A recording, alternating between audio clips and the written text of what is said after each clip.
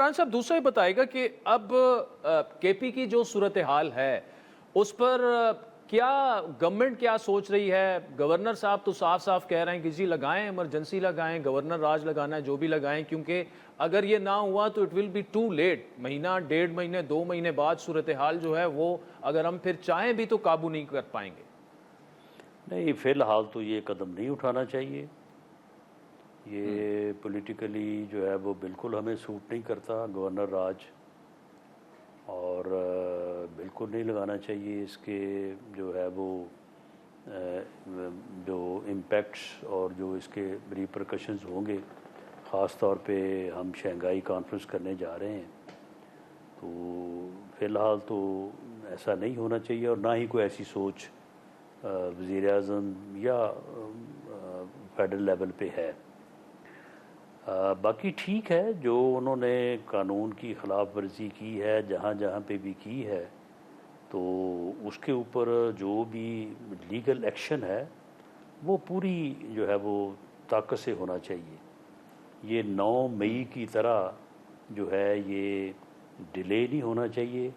जो मुकदमा दर्ज हुए हैं, जिन लोगों ने कानून को अपने हाथ में लिया है, उनके ख़िलाफ़ जो है वो भरपूर एक्शन होना चाहिए।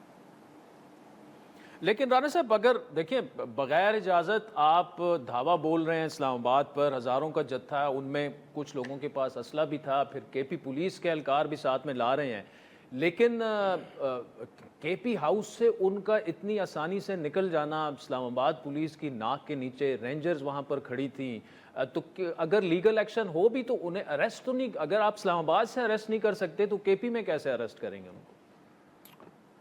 चलें, अगर चीफ मिनिस्टर को अरेस्ट, उसके पास बेल भी है मेरा ख्याल है अभी, लेकिन मामला ये है कि ये इस चीज़ को ज़्यादा बढ़ाया जा रहा है। अब आप देखें कि मेरी इन्फॉर्मेशन के मुताबिक एक बंदा भी जो है दोनों अतराफ से बुलेट फायर से तो ज़ख्मी नहीं हुआ।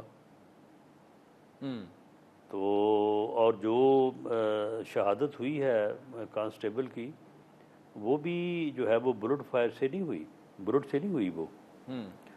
तो इसलिए कोई इतनी भी खौफनाक सूरत हाल नहीं थी। इसको रोका जा सकता था। जब ये चुंगी नंबर 26 से निकला है 8-10 गाड़ियों के साथ, तो इसको अब जब आगे आया तो इसको अरेस्ट किया जा सकता था। या जब ये गया है वहाँ पे केपी के हाउस में, वहाँ पे इसको जो है वो राउंड अप या महदूद किया जा सकता था। तो अब इस बारे में जो है वो जो भी यहाँ पे जो है वो यानी हुआ है, तो मेरा ख़्याल है कि अब उसमें इस किस्म की जल्दबाजी के वहाँ पे इसको जो है वो अरेस्ट करके तो एक नई सूरत हाल पैदा की जाए। मेरा ख़्याल है कि ये मामला इसकी हद तक अदालत में जाना चाहिए, और अदालत जो है वो अगर उसको बेल नहीं देती तो देयर एंड देन जो है वो इसको अरेस्ट करना चाहिए। मुल्क का आइन और कानून इस बात की इजाज़त देता है। लेकिन को तकरीबन 550-600 के करीब वो लोग अरेस्ट हैं जो कि इस पूरे हंगामे में जो है वो पूरी तरह से मुलव्वस थे और वहीं से पकड़े गए हैं। तो उनके ख़िलाफ़ जो है ये ट्रायल होना चाहिए, और उस ट्रायल के नतीजे में उनको जो है वो सबूत मौजूद हैं, हर चीज़ मौजूद है, फुटेज मौजूद है। तो इनको विदिन 1 मंथ इनका ट्रायल हो गया, इनको सज़ा होनी चाहिए ताकि दोबारा किसी को ज़रूरत ही ना हो ऐसा काम करने की।